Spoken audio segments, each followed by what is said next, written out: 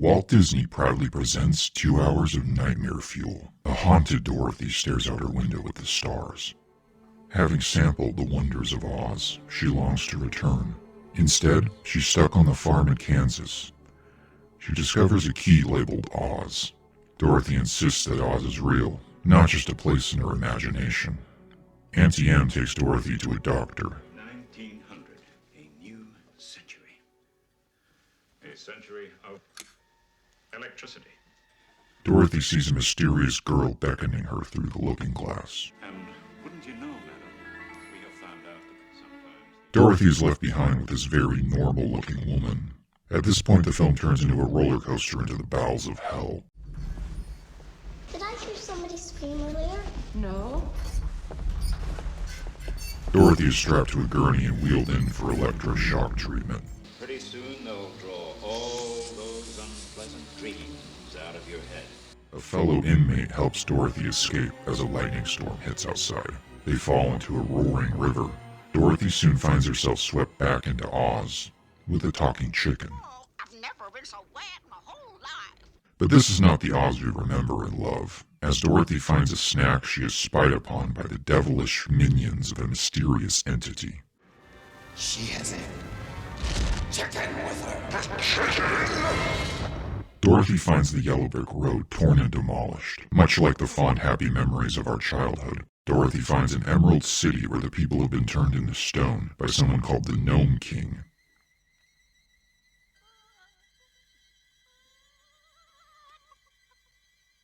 Look, Belina, these ones have lost their heads. Well, that's what I call just plain carelessness. The Lion and Tin Man have also been turned to stone, because anything comforting and familiar has been stripped away from us. Clearing the way for further terrors, enter the Wheelers. Over here, Dorothy.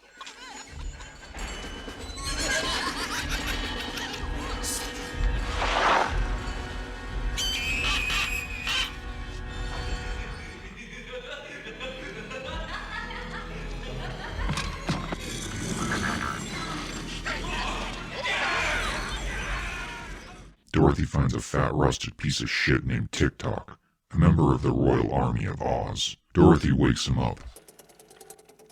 Pleased to meet you. I am Tick-Tock. Tick-Tock takes on the Wheelers, which sounds like a social media trend. I'll try spinning. That's a good trick. It's like if Bobcat Goldthwait, Rick Mile, and the Joker all had a child and David Bowie did the makeup and costume design. Where's the Scarecrow? And what's happened to the Emerald City? There's only one person that knows where the Scarecrow is. And that's Princess...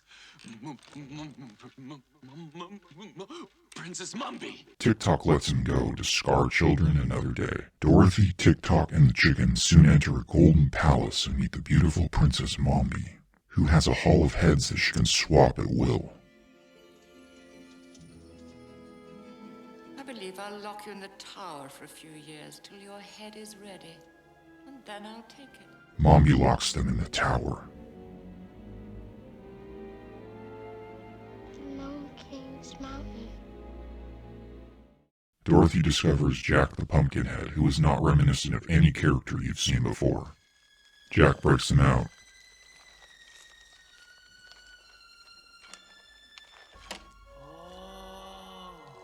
Dorothy steals the key from the sleeping Mombi. Jack and the others construct a sledge/body for Gump the Moosehead, Excellent. Now we must dump the head in the front and tie... while Dorothy unlocks the cabinet in the mirrored hall and finds Mombi's original head.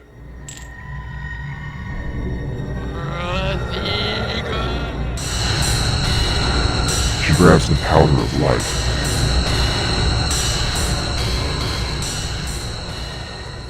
She sprinkles some on the sled and brings the giant moose head to life. With newfound wings, the sled escapes in the nick of time. Mombi wakes up her Wheelers and sends them after them.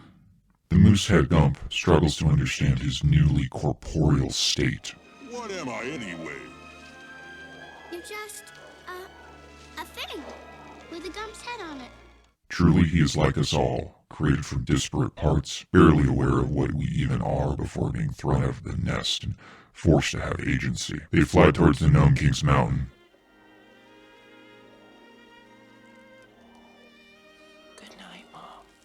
Jack, you really need to transfer your mom thing onto someone older.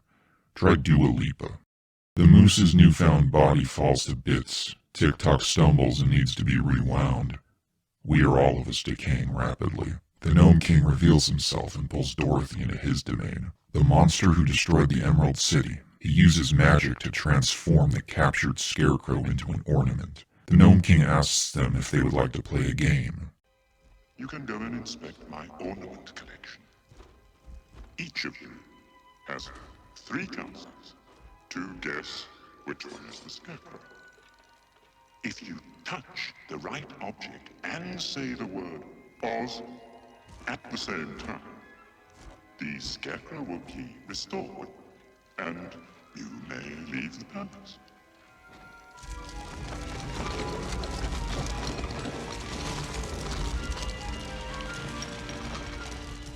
Gump goes first, and fails. He is turned into an infernal ornament. Jack is next. Evil Queen Mombi mercilessly whips her wheeler slaves, spurring them on to the Gnome King's mountain. 2 guesses left. The Gnome King tokes up some rocks, ghost of Christmas present looking ass. Are you sure you didn't come back for these? My ruby slipper. No. Yeah, I'm thinking the Gnome King is also super into Dua Lipa. Dorothy enters the guessing chamber. She finds Tick-Tock pretending to have run out of power, allowing Dorothy to observe his guess and eliminate one potential candidate after he disappears. Dorothy Gale, you're all that's left. Dorothy makes 2 wrong guesses. If this all seems strangely familiar, note that the producer of this film is Gary Kurtz, who worked on the Star Wars films, and the director and writer, Walter Murch, co-wrote Lucas's first film, THX 1138. Dorothy chooses non-poorly and brings Scarecrow back to life. They find and revive Gump. Enraged, the Gnome King wreaks his terrible vengeance. Dorothy! Dorothy! It's green!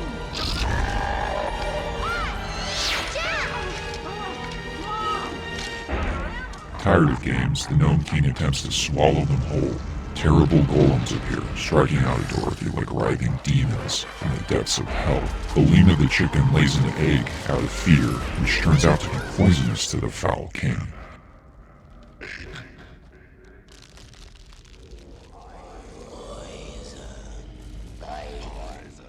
The evil sorcerer's cancerous spirit fades away for good. His kingdom collapses. Dorothy uses the power of the magic slippers to rescue them and restore the Emerald City to its former glory.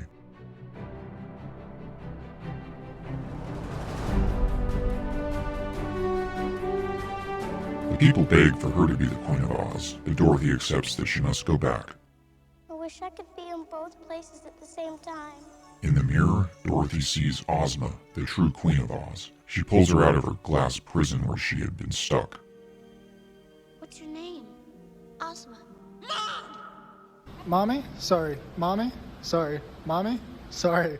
Ozma gives her a reward, the ability to return to Oz whenever she wants. Dorothy bids farewell to her freak show friends and returns to the depressing nightmare world all of us actually inhabit. She's found by her aunt and uncle. It's Dorothy! The clinic was hit by lightning. It burned to the ground. Everybody was rescued except Dr. Worley. He ran in to rescue his machines. So he's dead.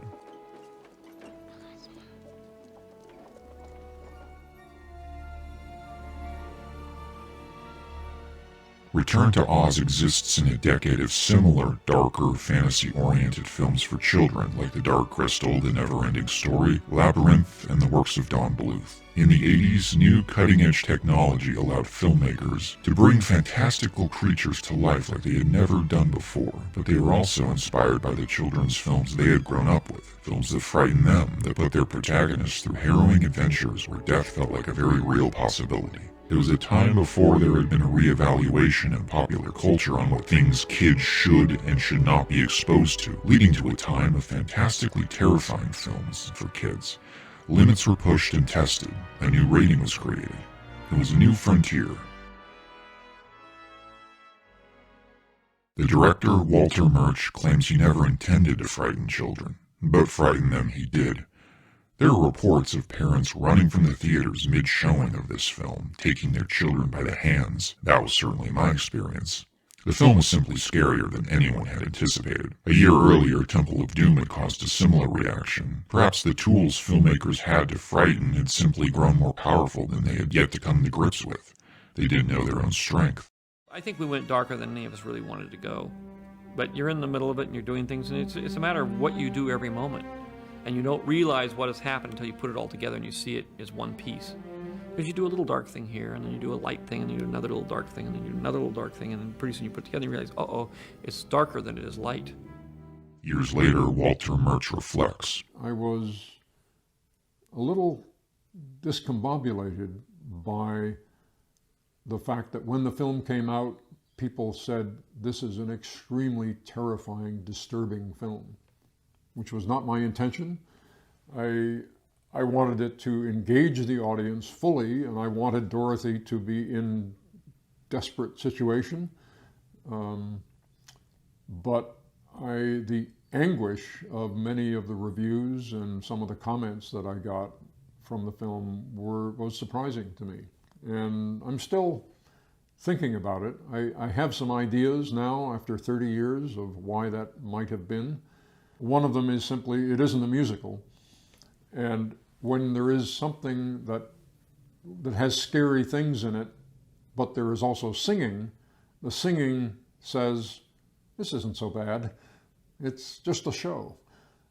And we didn't have songs. The other decision that I made for creative reasons was that Dorothy was not a 15-year-old with a band around her developing breasts pretending to be 9 years old. It was a real 9-year-old girl. I would also add to his explanation the fact that we barely have any normalcy for Dorothy established at all. From the very beginning, she's being made to doubt her sanity, and within 10 minutes, her parents have already left her with ominous strangers. The film does little to ease you into its carnival of dark delights. One senses a slightly regretful, mournful tone in Murch's attitude. Like Dorothy at the beginning of the film, he seems slightly haunted by the past, by what could have been. Were mistakes made? I'd like to think Walter has embraced the legacy of this film and the many fans who defend it as an inventive, bold, original sequel to a classic movie, as much as anyone ever really embraces their life and legacy at all. However much peace we can really have with ourselves before the darkness claims us at last.